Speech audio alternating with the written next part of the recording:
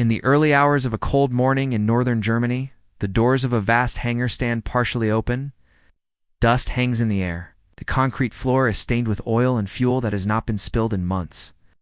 Along the walls, dark shapes rest beneath torn canvas sheets. Aluminum skin is oxidized. Control cables slack.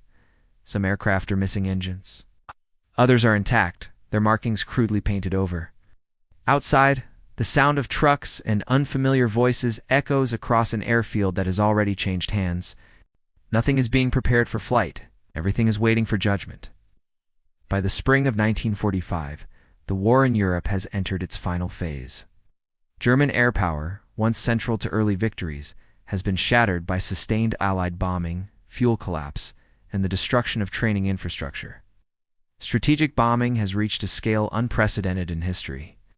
The Luftwaffe no longer controls its own skies. On the ground, Allied armies advance into the Reich from west and east. In this context, thousands of German aircraft bombers, fighters, trainers, transports remain scattered across airfields, forests, roadsides, and underground shelters. Among them is the bomber fleet built by the Heinkel Company, one of the most recognizable names of Germany's air war. Heinkel bombers had once represented ambition and reach. In the late 1930s and early years of the war, they formed the backbone of Germany's medium and heavy bomber force. They flew over Poland, France, Britain, the Balkans, the Soviet Union, the Mediterranean, and the Arctic.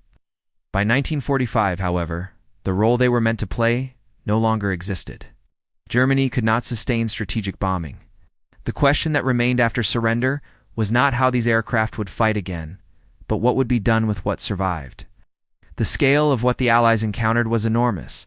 Across Germany, Austria, Czechoslovakia, and occupied territories, thousands of aircraft remained on paper, with several thousand physically present in various states of completion or damage.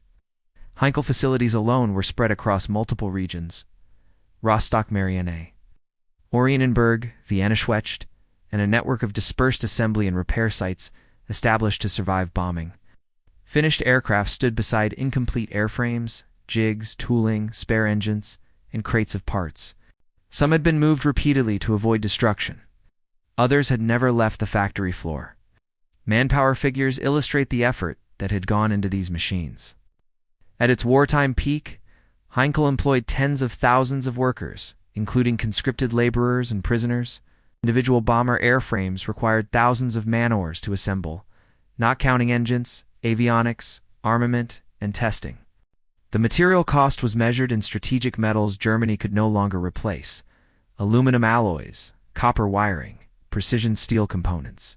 All of this now lay inert, without fuel, crews, or purpose. The design intent behind these bombers varied by model, but followed a common logic. Medium bombers were meant to deliver payloads over operational ranges that supported fast-moving ground campaigns. Later heavy designs aimed to strike deeper targets with greater loads, compensating for the lack of a true long-range strategic bomber force. Planning documents emphasized speed, defensive armament, and production efficiency. Compromises accumulated: engine reliability problems, structural stress, maintenance complexity, and constant modification to meet shifting combat demands took their toll. By late 1944, many bomber units existed largely on paper, with aircraft grounded for lack of fuel or spare parts. When Allied forces overran German territory, the first step was identification and control. Airfields were secured to prevent sabotage or escape.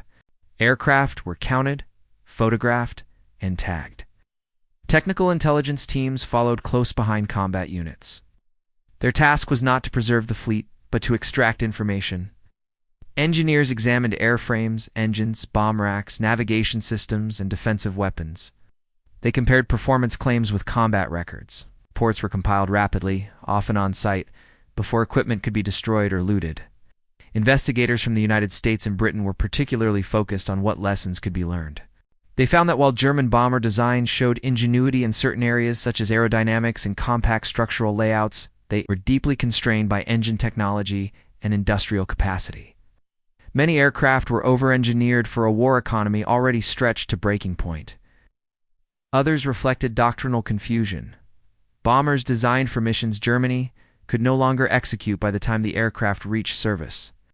Not everything impressed the investigators. Maintenance access was often poor. Defensive armament had increased weight without providing adequate protection against modern fighters. Fuel consumption was high relative to operational effect. Above all, the absence of a coherent long-range bomber doctrine was evident. These machines were the products of incremental adaptation rather than a stable strategic vision. With the technical surveys complete, practical decisions followed quickly. The Allies had no intention of integrating large numbers of German bombers into their own air forces. A handful of aircraft were selected for test flying and transport to research facilities. These were exceptions. The vast majority were deemed surplus. Germany was prohibited from maintaining military aviation. Airframes were stripped of usable components, then cut up where they stood. Others were burned or bulldozed into scrap piles. Engines were removed for metallurgical study or destruction. Aluminum was melted down for civilian reconstruction or export. Economic reality played a decisive role. Post-war Europe faced acute shortages of raw materials. Scrapping aircraft was faster and cheaper than preserving them. Storage was impractical. Documentation was incomplete. Many aircraft were already damaged beyond economical repair. It was also political symbolism. Destroying the bomber fleet was a visible break with the militarized past. Leaving rows of intact bombers would have suggested continuity rather than defeat. By the late 1940s, only a small number of Heinkel bombers survived in museums or as static displays. These were preserved not because of their military value, but as artifacts of industrial history. Most disappeared entirely, reduced to anonymous metal reused in buildings, vehicles, and infrastructure. The factories that built them were dismantled or converted to civilian production. The workforce dispersed. The company name survived, but its wartime role was sealed in archives and photographs. Historians today view the fate of Germany's bomber fleet as an illustration of strategic imbalance. Enormous effort went into producing aircraft that by the end of the war could no longer influence events. Industrial capacity was consumed by designs that lacked the range, protection, and doctrinal support to alter the outcome.